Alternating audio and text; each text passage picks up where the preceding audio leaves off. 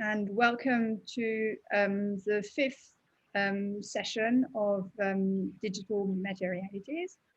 This is actually a joint session between Digital Materialities and another research stream in the research group at the University of Paris, LARCA, which is the research group on visual culture. And I think Ariane Hudlet is here. Unfortunately, Geraldine, who's normally co-hosting Digital Materialities, couldn't attend tonight, so I'll be presenting the speaker and the webinar on my own, unless maybe Ariane wants to chip in to the other Ariane. Just to say hi, everybody. Glad to be here. So it is a great pleasure to welcome tonight Hélène Valance, who is Associate Professor at the University of Bourgogne-Franche Comté. She's a specialist of American visual culture in the 19th and the 20th centuries, and is the author of Nocturne, Night in American Art, 1890-1917, which was published with Yale University Press in 2018. Her current research focuses on the visual culture of historical reenactment in the 19th and the 20th centuries, and her work has received the support of the Terra Foundation for American Art, the Smithsonian Institution, and the Fondation France, and she's currently a research fellow at LARCA, the University at Université de Paris. So, Hélène, the floor is yours. Thanks, Ariane, and thanks everyone for being there. I'm looking forward to exchanging with you about this very curious object, the Great Historical Clock of America. I'm going to share my screen. Can you see the slide? Yeah. Yes, perfect. Okay, so I'm very glad to have the opportunity to present my work here. I have thoroughly enjoyed the previous sessions, both the material and visual culture seminars. And I'm looking forward to having your feedback on the Great Historical Clock of America and the research I've been able to do so far. This is an object that is emblematic of the convergence between visual and material culture in the general development of my research interests. I'm not a specialist of material culture, but I've come to realize that my current research topic would not make much sense if I did not include material sources in my corpus. So just to give you a quick overview of the project, some of you have heard of it already. It's called Déjà Vu, because it considers representations of history in 19th and early 20th century in American visual and material culture. The idea is to look at the way images restage and continuously revise historical events, analyzing their role in building these events in the national consciousness. Images of American history are prolific and omnipresent, so much so that even outside of the United States, people are able to recognize them. You would be able to recognize the face of Abraham Lincoln, for instance. But I'm calling this project Déjà Vu because I want to show that these images of US history are not just postmodern retakes on national myths, but that images were there from the beginning and that they were part of making national history. I'm trying to give a historical account of the production, circulation, consumption, and transformation of these images by considering the representations of history first as such, as images that were made by men and women who were not necessarily historians by profession. But those images, I'm showing that even though these were not made by professional historians, they do impact national collective memories. And this is not a study of the genre of history painting in 19th century American art. I'm looking at a wide range of images, and you have a few examples here on the screen. By images, I mean a wide scope of meanings here. I'm considering image as of course, following W.J.T. Mitchell's distinction, an image, the distinction between the image and the picture, image being the abstract representation and pictures their embodiment. And among those embodiments, there are two-dimensional images, of course, but also material objects designed for particular uses and practices. You're seeing here a plate, for instance.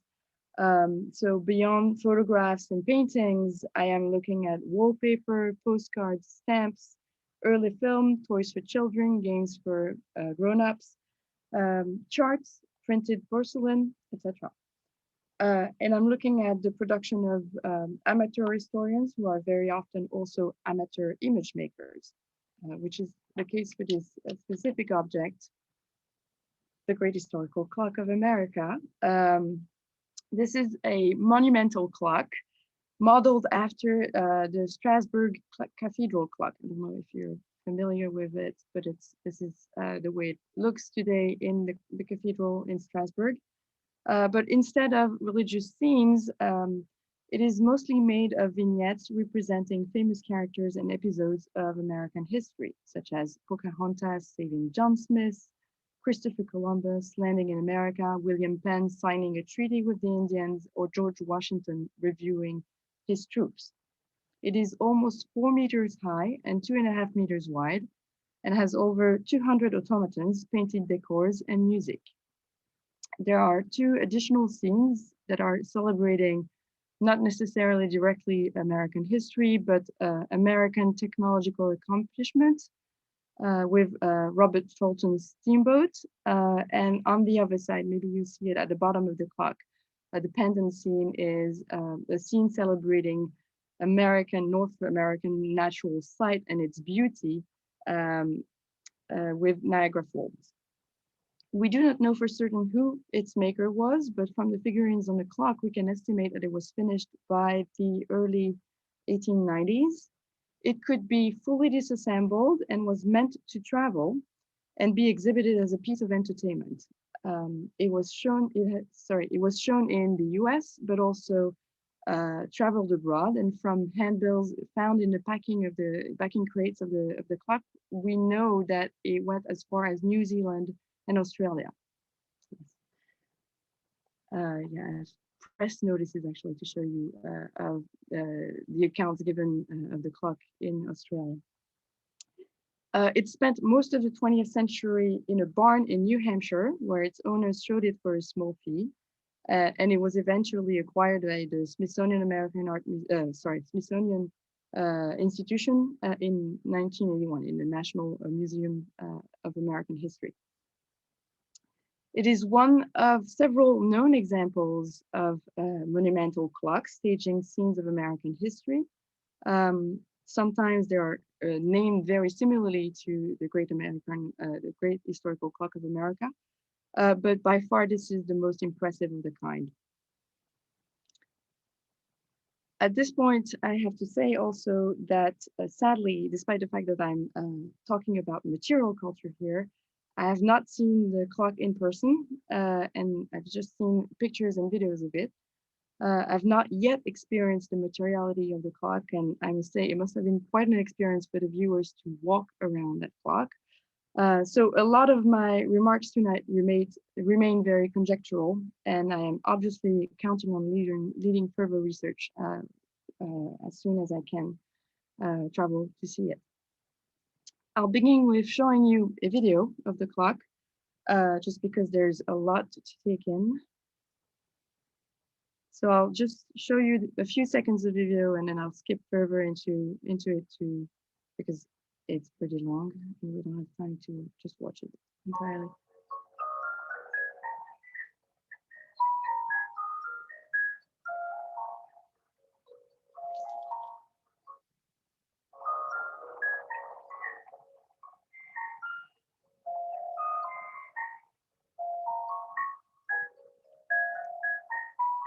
So this is George Washington reviewing his troops, and then after the troops, you see a procession of the presidents of the United States.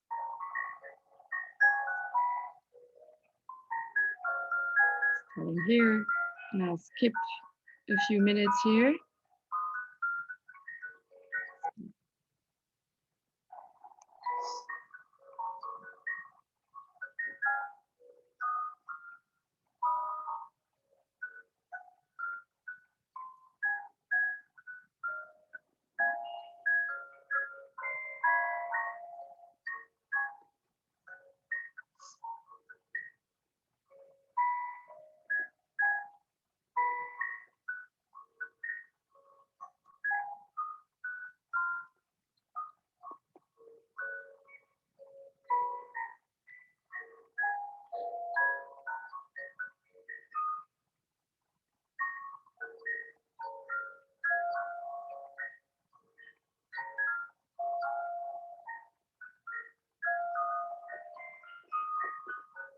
So this is the Midnight Ride of Paul Revere. For those of you who are not familiar with American history, this is a famous scene of the War of Independence. This is Robert Fulton's steamboat, which I was mentioning earlier. And a pendant to Paul Revere's ride is Sheridan's Ride, which is a scene from the Civil War.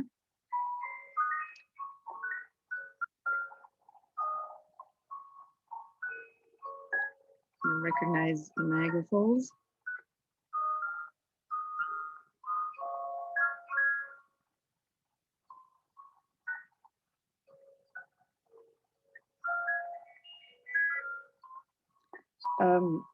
So here you have the 4 ages of man, and on this side, a statue of George Washington. This is Abraham Lincoln, who's the only figure who is represented twice in the clock.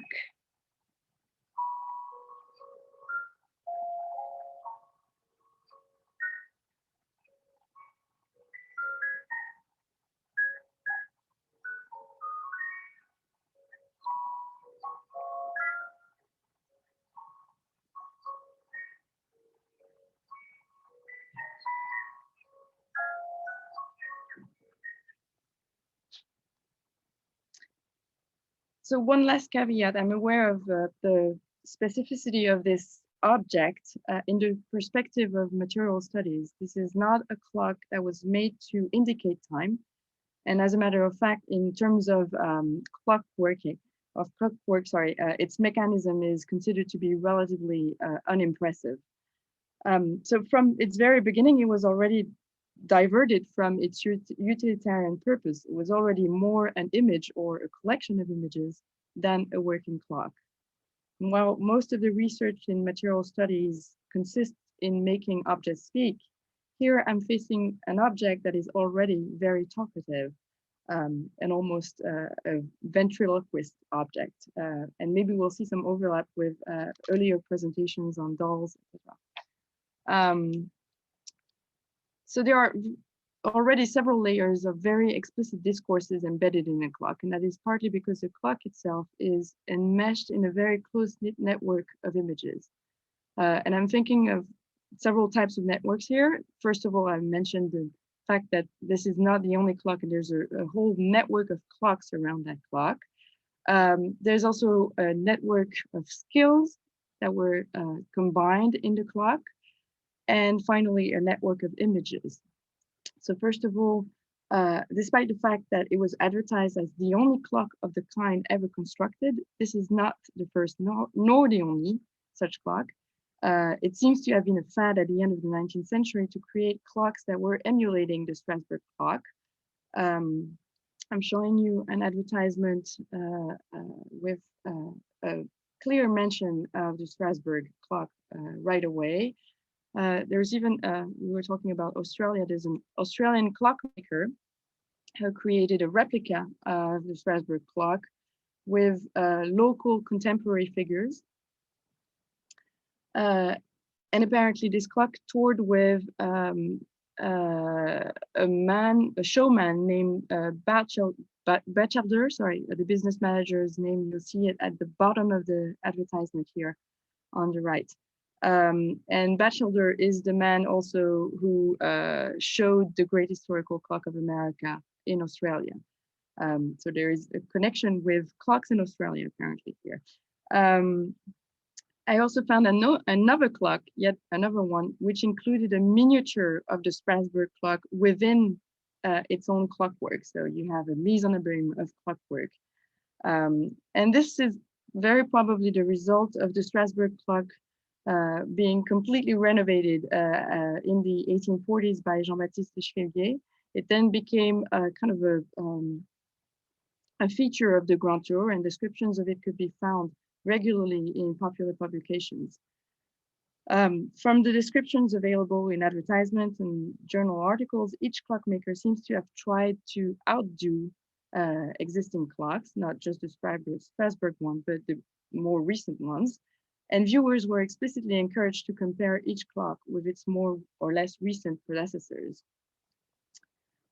The second network I want to take into consideration here is that created by the clock itself as a collection of very varied skills, combining carpenting, wood carving, painting, textile, musical, mechanical skills.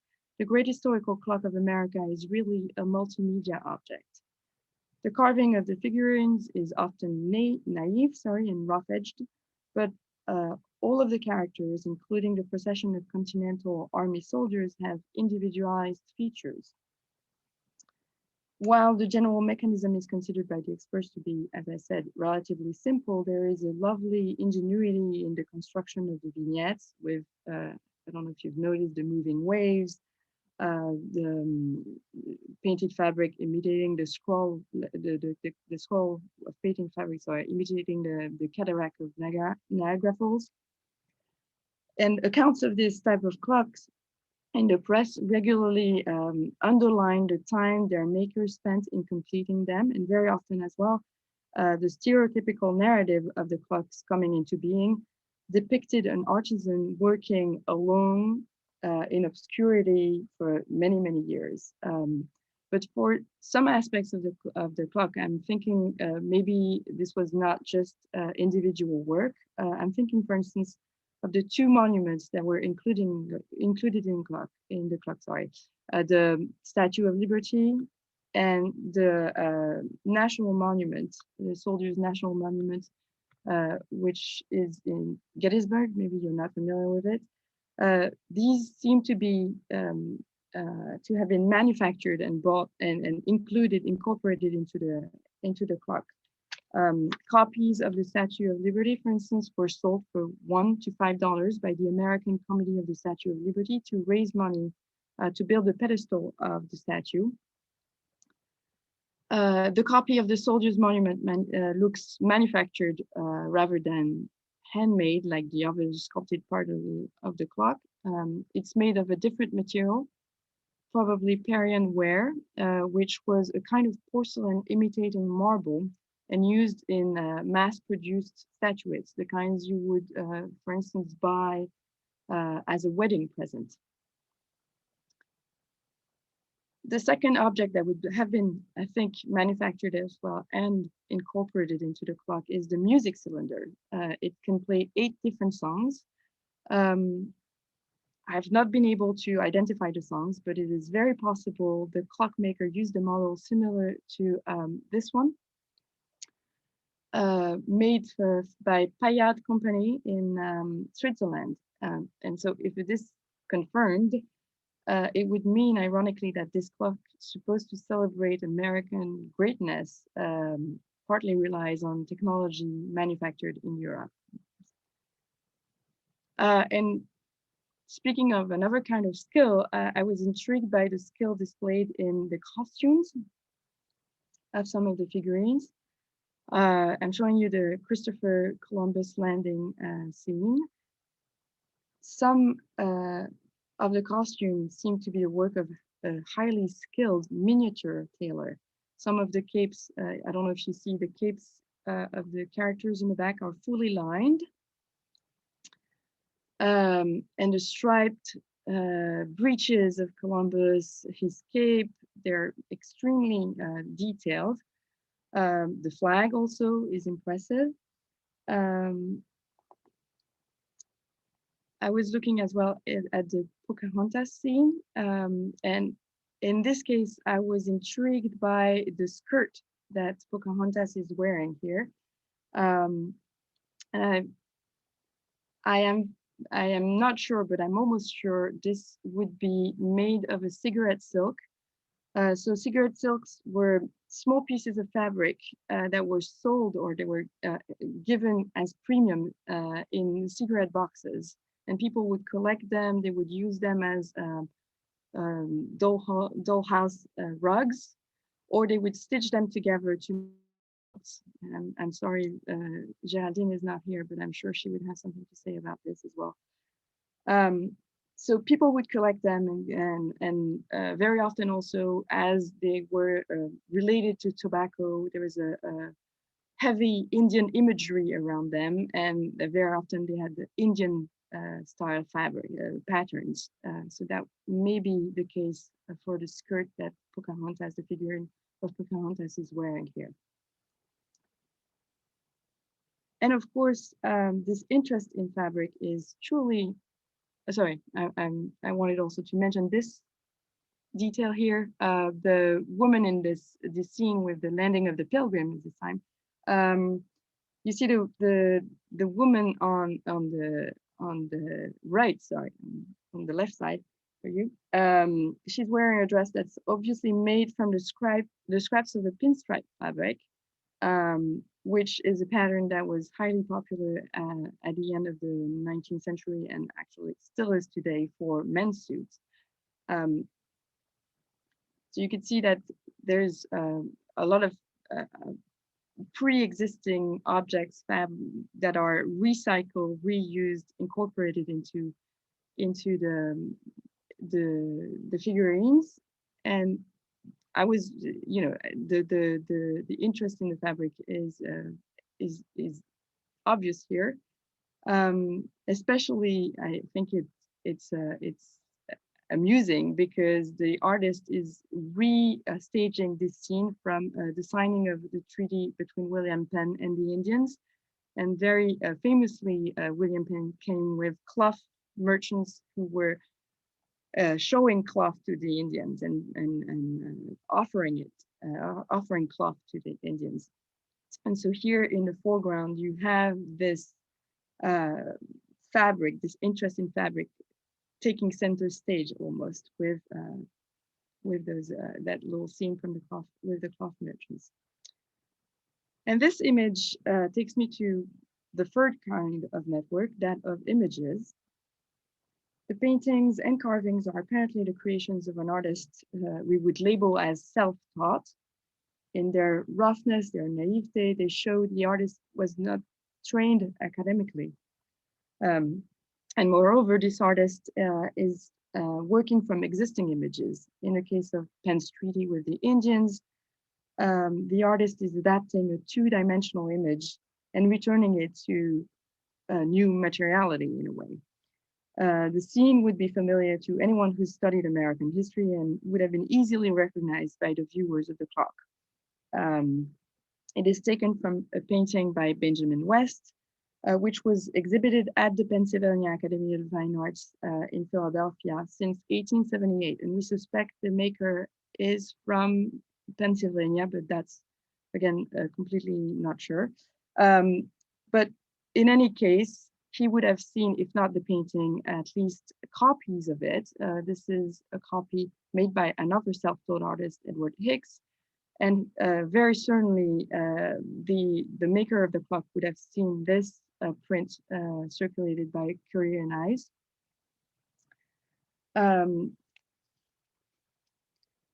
And so most of the scenes that that you see in the clock, are inspired by images that were already widely circulated and highly popular. In most cases, the source is easily identifiable, as the artist copies almost to the most insignificant detail the source image. This is the case, for instance, for this chromolithograph, which have been able to identify as the source of images as the source of the sculpture, because of this detail of the leg of Sheridan's. There's something over the boot of Sheridan here, and the artist kind of reproduced it very awkwardly here. And I was also intrigued by this detail, which turned out to be this, what I would describe as an odd pouch sitting in front of Sheridan on his lap.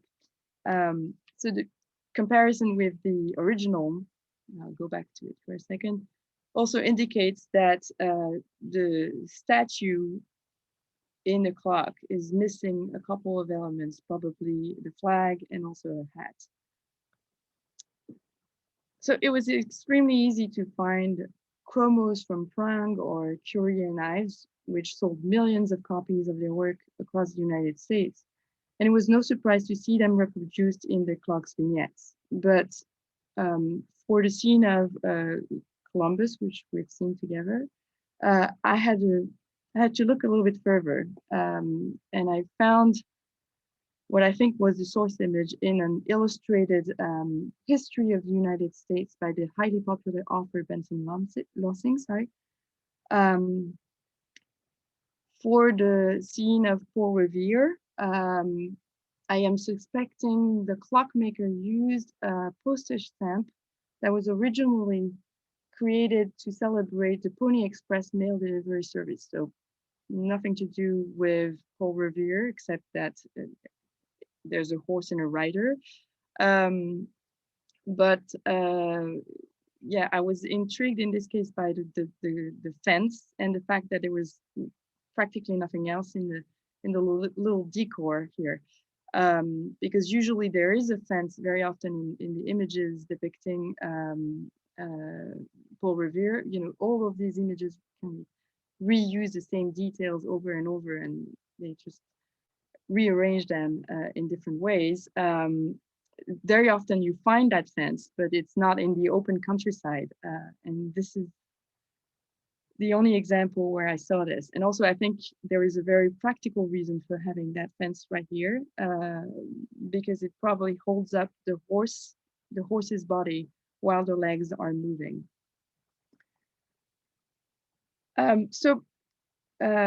The artist is clearly combining various sources, which tells us a lot about images of history and their circulation. In a way, the clock's collected image reproductions are a compilation of the visual culture of its time. It gives us insights into the type of images and texts people interested in history would have had access to, and the way they consume those texts and images.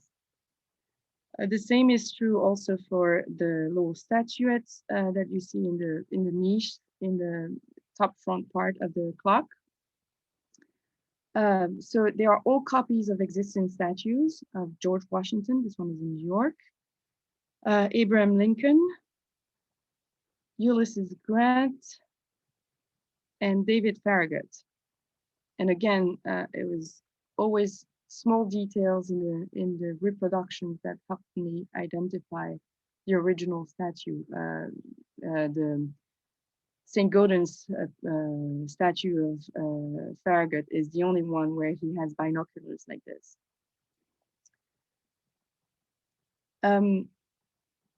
So all these statues were dedicated in the 70s, 1870s, and 1880s.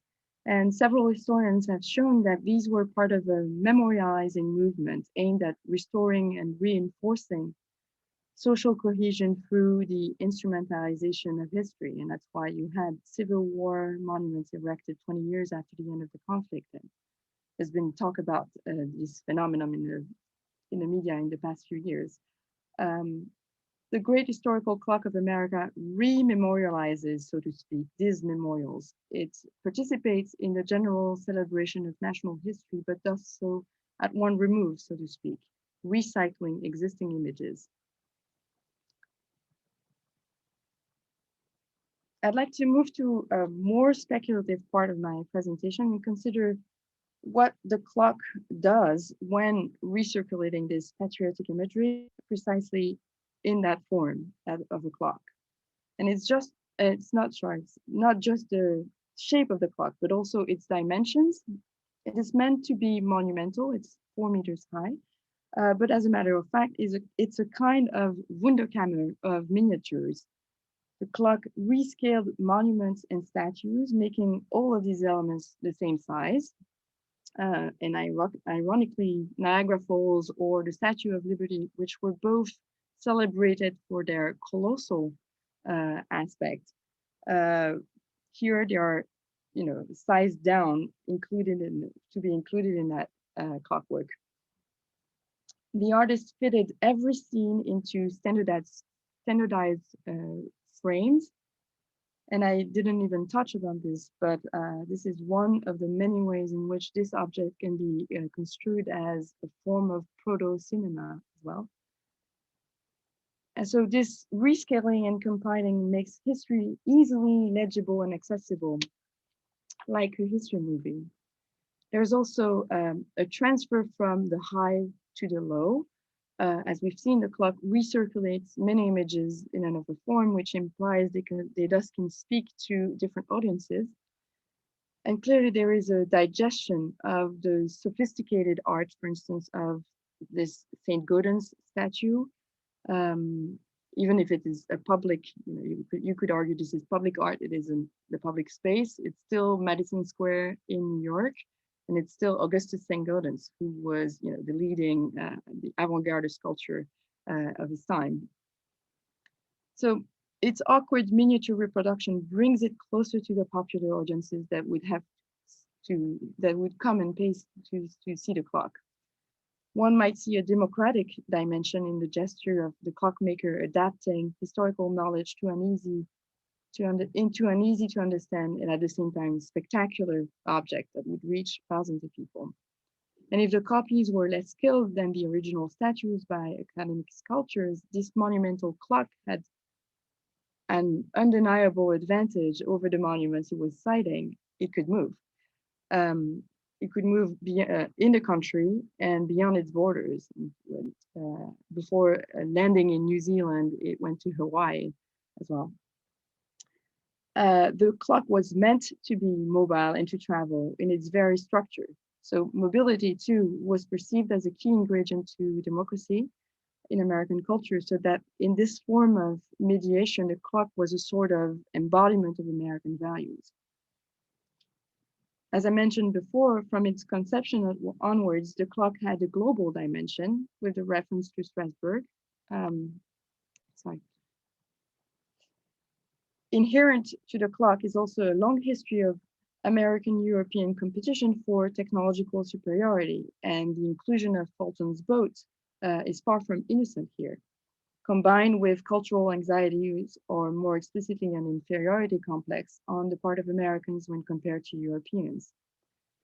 And when I say complex, I mean a lot of back and forth. One of the odd aspects of the clock is that it was meant as an example of American ingenuity. But to do so, it relied on an obsolete European model dating from the 16th century. And to me, this looks like an attempt to appropriate the historical dimension, I would even say the pastness of the Strasbourg clock, in order to give more prestige to its narrative of US history. Through Strasbourg, the idea was to assert the validity of the United States as a country with a history. This is, as historian Michael Kamen has shown, a strong departure from the previously dominant idea that the United States was a country without a past and fully oriented towards its future. Here, the clockmaker goes through the detour of Europe to establish America as an old continent too, and the inclusion of Christopher Columbus as an origin story, for instance, confirms this ambivalent relationship to Europe, which is used both as a foil, but also as a varnish. So the great historical clock of America repeats the time measuring technology of the old continent's past in order to better tell the national narrative. And in this historical clock, several layers or levels of time are imbricated together. The clock measures the time of the day, the days of the week, the phases of the moon, and its automatons include the 4 ages of man just below the March of Presidents.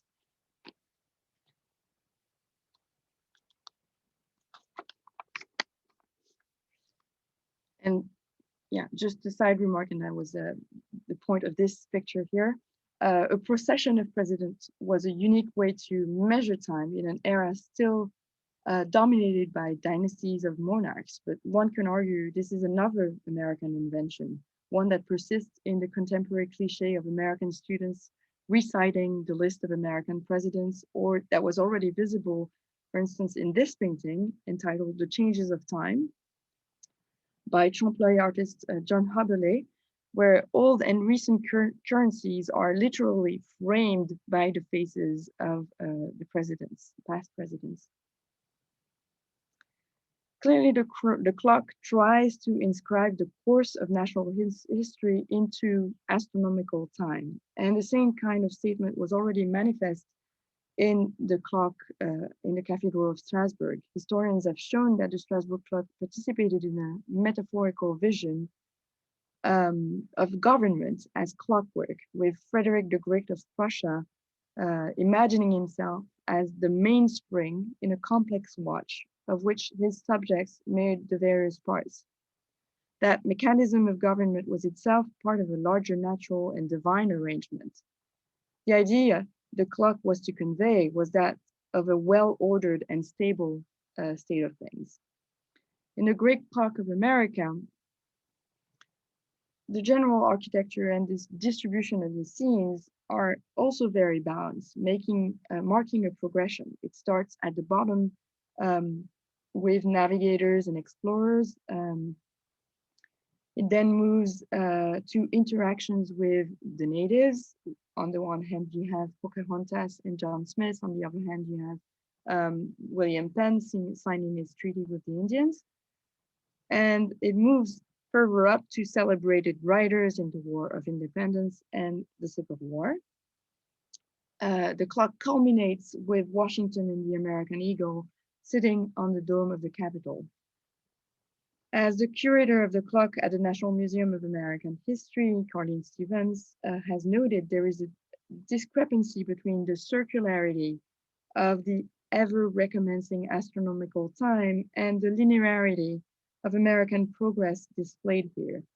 This is made even more flagrant with this poster, which advertised the American Museum of Art of Batchelder and Chase. Remember that name, Batchelder. The traveling showman who brought the clock to various towns and cities across the United States and even the world.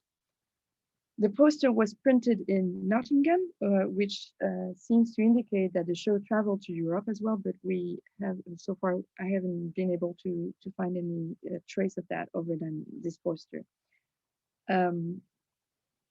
And it was designed, this poster was designed after a famous painting by John Gast.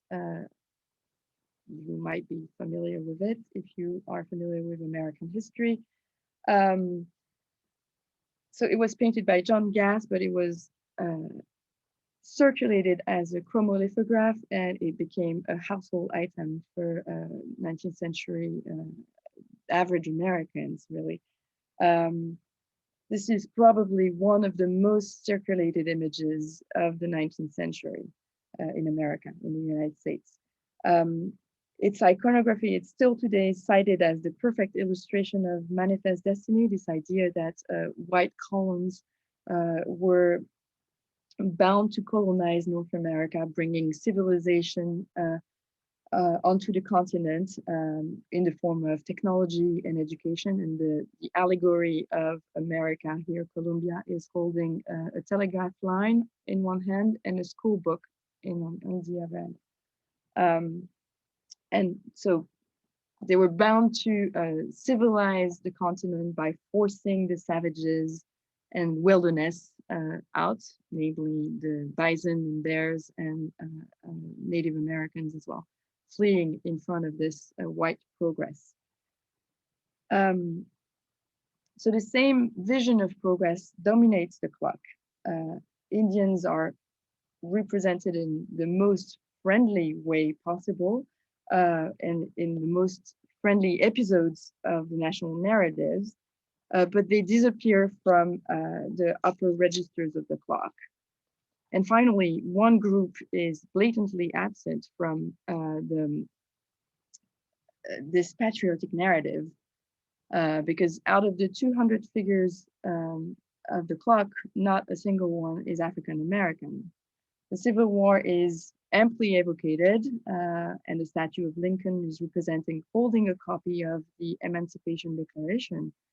And several of the other monumental clocks actually include a statue, a copy of a statue, a very famous statue of Lincoln freeing a slave. But in this case, African American presence is completely invisible here. And I'm showing you just one last thing. This is a poster for another show by Batchelder traveling to New Zealand. Just to give you an idea of the kind of context in which the clock was shown. It was very often shown, in burlesque shows with minstrel songs and blackface acts. So very clearly here, you can imagine who this narrative of American history and progress is addressed to, or at least you can see who it is not addressing. And this is not the only instance in which a major part of national history is sacrificed to the preservation of a certain unity in the patriotic narrative. The miniature automated figures, along with the music, transform the often complex and violent succession of events into a pleasant and even playful spectacle. It brings the drama of history down a notch, reducing it to vignettes. That is, commodified images that have the comfort of familiarity with the added enchantment of technology. But as any historian would agree, history does not run as smoothly as clockwork. Thank you.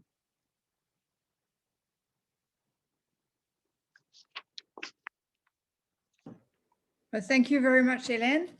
Can you unshare your screen? Yep. And I think, so there's questions already. Well, I think we can all thank Hélène for a fascinating talk to start with. And start maybe the Q&A session. So Hélène, you have a question asked by Will, but maybe Will, you can unmute yourself and ask your question.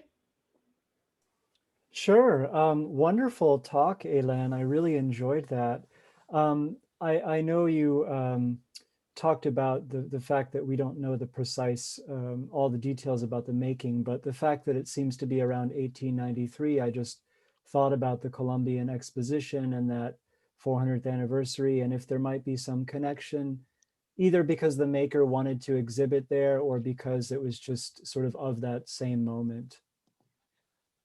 Well, I think the process of making a clock is very, very long. In the cases where we know when the maker started working on the clock and when he or she, very often he finished, it's like 20 years sometimes. So definitely there is, I would say that the context of the Columbian Exposition or those kind of universal expositions, it's more the general idea of promoting a national narrative. And that's clearly, the case in the Columbian Exposition, just the name of it, Columbian, and this revival of the Columbus story. Those are clearly there. And that's, but I don't think directly the ambition was to show the clock at the exposition or in the sideshows around the exposition. It was the case for others, but not this one. Thank you. I actually had a slightly related question, whether like this clock or these types of clocks were only shown, by sort of individual showmen, or whether they were part of greater enterprise, like exhibition, or the word escapes me, but international exhibitions and around the world, whether they were part of that or not. the pattern is very often the same. It's someone investing a lot of time and effort over many years to build this clock with the in mind the purpose of making money out of it, and showing it in kind of those sideshows, you know, those little Barnum-like shows. Even Barnum was, you know, very ambitious. It would have been a very long shot for those clockmakers, but I guess that was the idea. But then there were the borders between Barnum and, you know, standard, you know, what you would see at the Columbian Exposition, or, you know, near the Columbian Exposition in the Midway Plaisance, for instance, in the sideshows around the official grounds. You know, there is a very smooth transition between one form of spectacle to another. So I guess the real distinction here is just in terms of numbers of people who would have seen it, and the money that it would make, basically. But you do see some of those clocks reproduced in newspapers and magazines like Scientific American. So there's also this interest in, you know, they're seen as something worth of scientific interest as well, which, you know, is not obvious apparently from just the mechanism of the clock itself. Thank you. Ariane Udlet also had a question. Yes, when you showed the painting representing the manifest destiny, it's very clear that you have this movement from the right to the left, symbolizing the movement from the east to the west. And I was wondering if there was such a kind of symbolism in the type of movements that are represented as well, either physically by characters moving, as you showed us in that great video, or by the different types of movement that can be represented in the paintings or in the representations on the clock. So if you, I was looking at it and then wondering whether there was an East Coast, West Coast thing with the various scenes around, like the navigator scenes, the Penguins Landing, the Columbus Landing. It does not really, it does not really work that way, but there is some kind of balance. I mean, he's trying, at least thematically, to balance the scenes. I'm not sure there is this sense of movement really. It looked, I mean, I that was really a question when in the arrangement of the scenes, whether, you know, the meaning was to see also a geographical progression, but I don't think it fits exactly into the general organization of the clock. Sorry, Jonathan had a question. You can unmute yourself, Jonathan. And...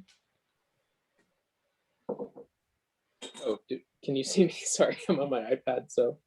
That's fine. We can see you. Hello. You. Hello. Thank you for the talk. And my question is about the sort of architectural features on the clock, the neoclassical columns and all of that. Do you have any thoughts about the architectural aspect of the clock, and particularly the neoclassical style, given what you were getting at about his anxiety potentially vis-a-vis European history? Yeah, definitely that would be, but that's actually, when you look at clocks made around that time, they all have that kind of general, you know, pastness about them, that in the construction, and very often, even if they don't include automatons, they do have those little architectural features reproduced in them that kind of imitates that style of, you know, past identity, I guess. Also, it's not visible maybe from what I've shown you. I mean, it was really hard to see.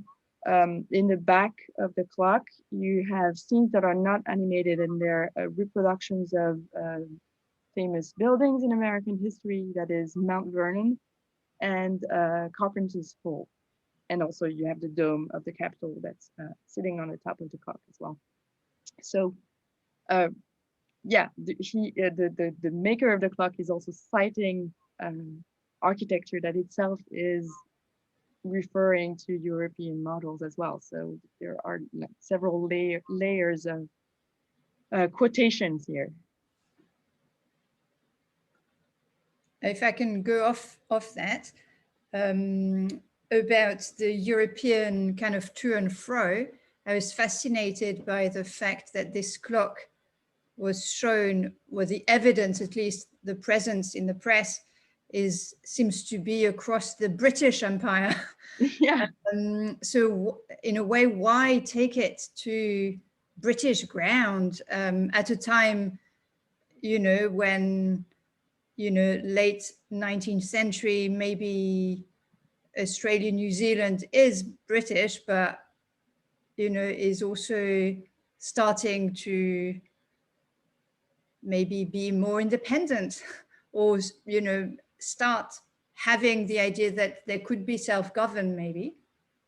So I was really interested by that aspect. Oh, yeah. That's an interesting perspective. I didn't see it from that point of view, but yeah, definitely. I mean, it's impressive just to think of that clock that ended up in New Hampshire in a barn, traveling to New Zealand and Australia to begin with. But I guess it was part of a really a show that to me seems to have been for Australian audiences or New Zealand audiences, a kind of summary of American cliches, maybe also types of show that were beginning to be old-fashioned in the US. Minstrel shows were not necessarily, yeah, it was just, it looked like, really like giving you the American thing. And I'm not even sure, audiences would have understood the scenes of Paul Revere or William Penn with the Indians. So I guess the clock was shown, was accompanied by a lecture. So Batchelder, the man whose name you hear a couple of times in the talk, he is said to give a lecture explaining every detail of the clocks. And I guess it would be a great thing to find that text as well. But yeah, I was wondering what a New Zealand audience would take from that display.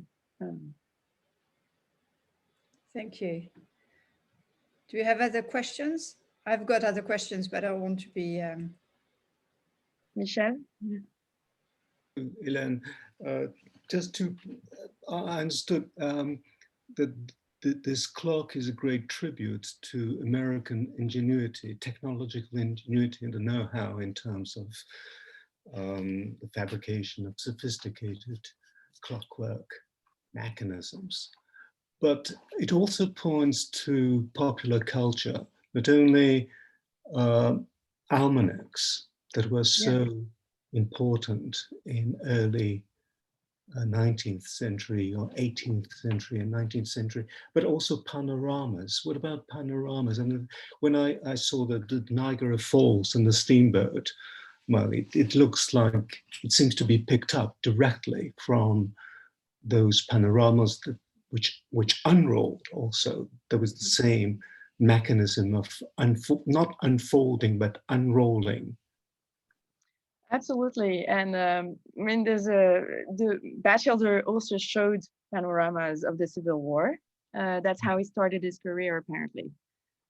So there is a clear connection here. And those types of, I was talking about, proto-cinema forms, they were all connected. And I guess they were also shown together or by the same people. So yeah, I guess this was another form, and kind of the curiosity of having this kind of, I mentioned the word Wunderkammer, but there's this idea also of this beautiful object that kind of combines everything in one monumental nutshell.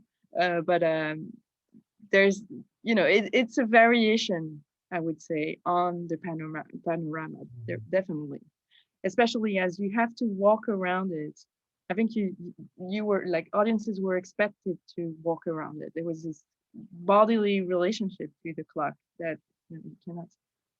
I guess I'll have to recreate once I see it, but it's a good point.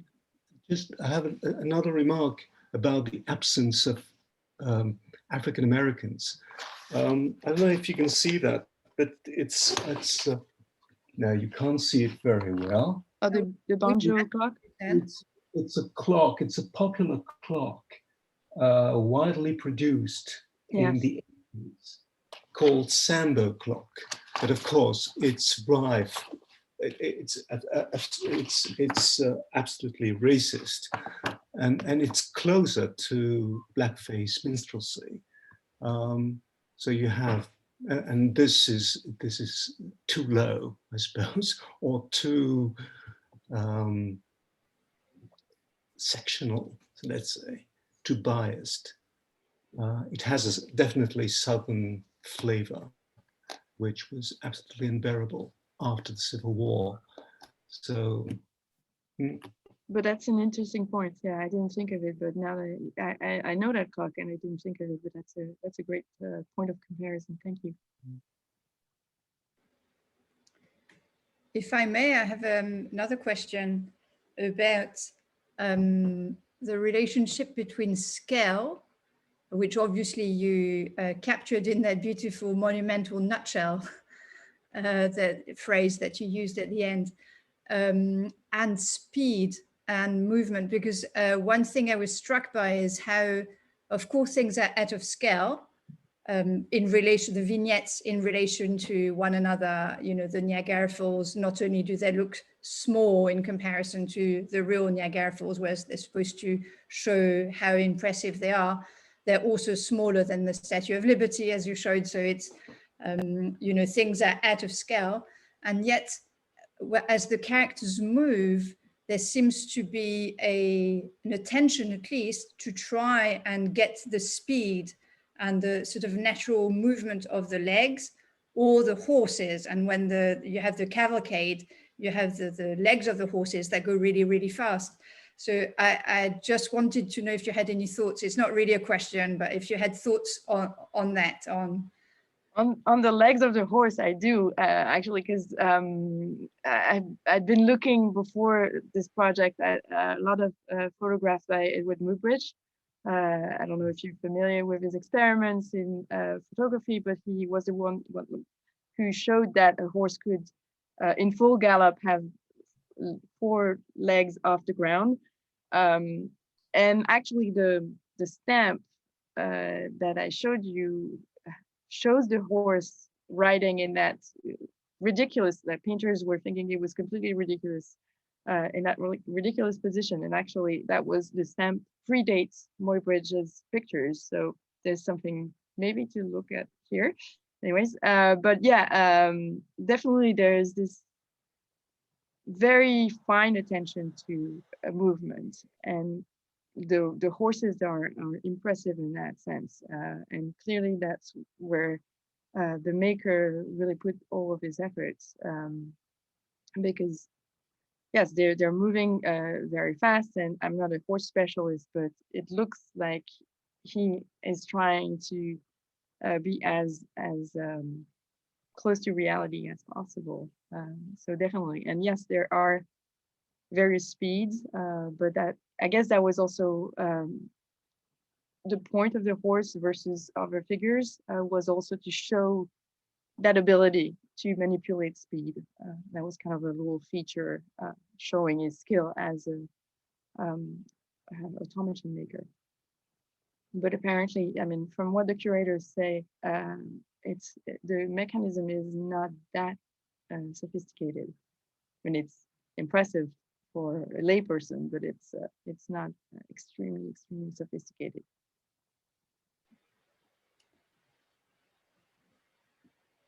Are there any more questions?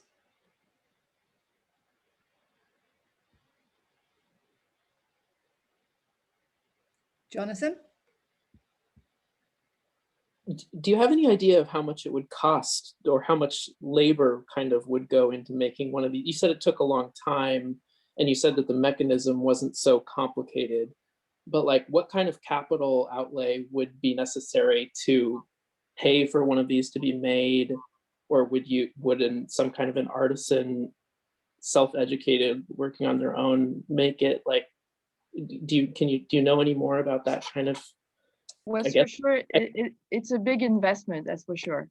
And just so would an entrepreneurial kind of show bit person lay out the capital and pay someone to make it, and wages, or for the finished product? Like, just because it took so long to make it, it looked like it would more be like an individual initiative that was then, circulated, and then, like, I don't know the process of contacting someone to show your clock once who do you go see once you're done with your clock? I don't know, but just for the prices of the reproductions, they're available, but it's accessible, but it's not completely, it's not very cheap either. The music box also, it's a little investment. So both that and the time it took, it's clearly an investment. And this piece is kind of exceptional, right? Like would be a masterwork or something, not something that they would spend all of their time making. Yeah, well, in another case, we know that William Bundy, who created the time recorder, those the time slot machines, the time machines that you use to measure the time you were spending at your factory, for instance. Yeah, the clock puncher. Yeah. So he was a professional clockmaker, and he made one on the side, and we know of several examples where we could identify the maker, and it was someone who was already either a jeweler or a clockmaker, and they were making it kind of as a side product and kind of in a promotional way. The problem is for this one, and it looks like those clocks were usually, they looked a little bit they were made by someone who was better trained, or like more professionally trained. This one is a little bit more, just because we can't identify it, it's harder to say. But clearly, yes, that was an investment, and it was a business investment, as much as a patriotic commitment, and something made for the sake of enjoyment of technology and beauty and whatever. But that business was a big part of it, definitely. Thank you. Thank you. Along maybe the same lines a bit, and I know you probably don't have the answers, but it's maybe more questions that if you can go and look at it, maybe you can look into, is what about the materials that are being used to make? You said it was very much multimedia. Do you know what materials? Is it like the figures? Are they wood? Is it or metal? Is it? It's wood and metal for the most part. For the little figures, not yes. Mechanism. And the fabrics, obviously I was interested by the fabrics. Do I imagine it's been analyzed by the museums that know what fabrics are being used, or? No, actually, I don't think there is. There was research made, because it's, I think it was in the section of technology at the museum. So that I know of, I don't think there's any research made on or maybe it's currently happening, but I haven't been able to read anything on the fabrics. So all I've said tonight was just my own conjectures about the silks and the fabric scraps. I guess because I'm thinking it's one thing to do the mechanism, but you have to source the workers who are going to be skilled enough to sculpt the little wooden figures, with individual features, Right. stitch the tiny capes and line them. And obviously that is unlikely that this is the person who commissioned it. They probably had to have a network of different specialized enough people they could employ. Yeah, no, that's what I was saying about, you know, bringing those crafts and skills together. I mean, it would be impressive if it was all of the same maker, like both for the tiny costumes and the carving, the carpenting, the mechanism, and etc. It's possible that the carving, carpenting, and the mechanism were made by the same person, because those were skills that you would acquire in crafts like clockmaking that would go together. But then the textile skills, I'm not sure. And that's what I was saying. Maybe someone else contributed to the clock as well. Thank you. Well, if we have no further questions. There's one more. I have a question, if we have the time for it really quickly. Yes, I couldn't see you. I keep thinking about just how fascinating it is, the small scale of the clock itself and the timekeeping element. You mentioned also that it wasn't necessarily a really spectacular timepiece. But I keep thinking also about the juxtaposition between, you know, the clock itself with the other sort of means of dealing in time.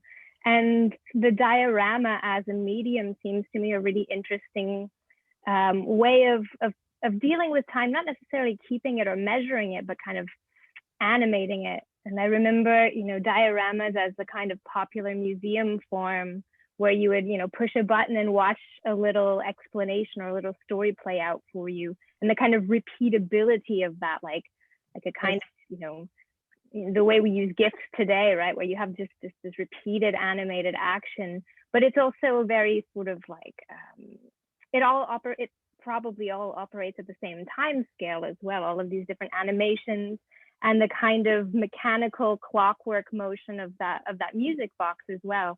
And so I wonder if this has something to do, I mean, this is the kind of spontaneous reflection, but I wonder if there are kind of alternate ways of timekeeping that are involved in this clock, right? Other than the clock element itself. And if you had anything to say about that. So what alternate way would you think of? I mean, I agree with everything you were saying about the diorama having this ability to arrest time and repeat it. That's kind of, and definitely that's also something you see across a number of the objects I'm looking at for this project. The trompe-l'œil painting, for instance, definitely has that time dimension, and clearly, you know, the artist is playing on that element as well. But what do you mean by alternate ways of timekeeping? Well, I think rather than thinking about the measuring out of time, right? It's more like each of these sort of clock elements has something to do with like a kind of cyclical time, right? Like I was looking at very briefly in that video you showed us of these planetary clocks that were below the timepiece, and all of these other ways that maybe the different kinds of repetitions with the scales that they would have would also be a kind of time measure in the sense of how it would be to see an exhibition of this device, right? Like I wonder if you confront it kind of like you would confront a Nickelodeon, where you would play something for a certain duration and so measure time in an alternate way than with the hours of the day, for example, like this idea of the place of clock or timepiece. Right, or even just the watching the clock go, like all the figures do their little act in a way. Absolutely. That was one measure of time as well. Yeah. No, yeah, definitely. Absolutely. That's interesting. And that actually brings me back to what Michelle was saying about almanacs. I didn't fully answer to that remark, but yeah, almanacs were also ways of measuring time. Obviously, I you know, it didn't fully. So yeah, no, definitely that's extremely, that's a great connection. I'll be thinking of that. I mean, I'm thinking, because I haven't seen the clock itself, there will be a lot I'll be thinking of a lot of things in terms of the bodily relationship to the clock, and those little dolls clearly invite that kind of reflection. But yeah, that's the sense of time added to that is really interesting as a combination. Yeah, thank you. Thank you. Sharon has already also popped a question in the chat box. Sharon, you're welcome to just unmute yourself and. Thank you. And thank you very much, Hélène, for a wonderful, wonderful presentation. I'm still thinking about the narrative that the clock is telling, the story that it's telling. And I see, you mentioned the absence of Black faces. I know, following up from what Will said, I know that there was the controversy over sort of who really discovered America, like Northern Europeans or Southern Europeans, was very hot at this time. Mm-hmm. It appeared in sort of competing booths at the Columbia exhibition, and it appeared in competing booths at the American exhibition in London in 1885. And it's minor. I mean, I know, but as an American, I have to say, you know, when I think about the 19th century or any time, I don't think like, is it racist? But like, what kind of racism is this? Do you know? And so I'm wondering what kinds of thoughts you've had about. So I see the narrative is situated a little bit more centrally, I suppose, than it could have been. It could be more racist. Do you know? And there are more racist things from this time, and so I wonder what you've thought about that, if you have. Just can't stop thinking about it myself. Thank you. There's clearly a selection. I mean, the number of scenes after all is not, you know, there are not that many of them, but and clearly, if you talk about taking sides or the Civil War, clearly also this is a depiction of a very northern point of view. There is no statue of figures of the sovereign, the Confederate part of the Civil War. So there is clearly an angle, and I think it's fully, intentional. For the controversy about, the origin story of America. Yeah, definitely the clockmaker would have heard of it. Again, that's probably just a choice driven by, I don't know. Yeah, I think it would be too speculative to kind of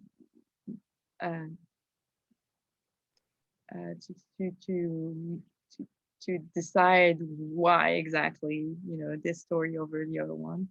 I think Christopher Columbus would have been more popular. It seems to me that was a more normal narrative for the time, and to take the side of Leif Erikson, at least as I see the descriptions of the exhibitions in 1885 and the Columbian exhibition, I see the move towards Leif Erikson as like more racist. Do you know that the Christopher Columbus in those depictions is sort of darker and hairier? Mm-hmm. Yeah. Okay. I think. Yeah, but what I wanted you're right. You can't speculate. Sorry. No. But also, I'm thinking there's in the back of the clock there's also a vignette showing Vasco Núñez de Balboa, who is a figure who is rarely represented. I mean, relatively rarely represented, and that might also answer the previous question on East and West. So Balboa discovering the Pacific, kind of acting as a pendant of Columbus landing on North America. So that inclusion was, to me, was more intriguing than the rest. And I guess in this, for me, I explained it as that kind of balance between East and West, and then spanning the continent, I guess, was probably the idea behind the inclusion of both figures. Especially as they both look very, I mean, the whole figurines look very similar. They have the same kind of conquistador helmets. And it's a bit confusing in the beginning because you're not sure. I mean, since it's not such a familiar image, you know, I was wondering what it was to begin with. So yes, definitely in the details of the narrative, what is omitted, what is selected, that would be the subject of a vast speculation. I'm trying to stick with, you know, what I can find so far. But yeah, I hear what you were saying. Thank you. And maybe as a final thought or question, Catherine Marcangeli wanted to draw your attention to the terms that you've been using, and I heard you use another one: figurine, dolls, sculptures. Catherine, do you want to? That was basically it. It was what I was struck by, the fact that you used one term, and they do look like dolls in a doll's house. Yeah. And they do, I mean, depending on the scale, and of course we're seeing them on the screen here. And you know, when you're in front of the Strasbourg Cathedral figurines, you wouldn't call them dolls, you'd call them figures, and maybe even sculptures. But I thought that the sculpture was the term that struck me most, in fact, because I just thought, that really depends on how big they are, and even then on the status of who carved them, because you talked about the people who are carving them rather than sculpting them. So I think the whole vocabulary here is it just really throws into question the status of the object you're looking at and of the artists or artisans that made it. I mean, that was not really a question, but I was just hearing those words, that's all. You're right, and I was at some point it kind of vaguely crossed my mind that I have a very dim consciousness of that when I was writing this text. But you are completely right, and it might be also coming from the fact that I'm also looking at other toys, and you know, there's this feeling for me that this is a playful interpretation of American history. And in the corpus I'm looking at, there are definitely toys and little mannequins that you dress up and that children are encouraged to play with. So I guess that comes also from that. And yes, the idea that, you know, there's a low and high, and so you can't really talk about a sculpture, you know, just to make the difference between the carving and the sculpture and the, yes. But that's a good point. I'll be careful with that. Thank you. I mean, they're very hybrid things, aren't they? You know, as your talk has shown. Also, automaton is a super hard word to say. I mean, it doesn't flow really well. Okay, well, thank you very much, Hélène. That was really fascinating. Thank you. Thanks for your remarks and your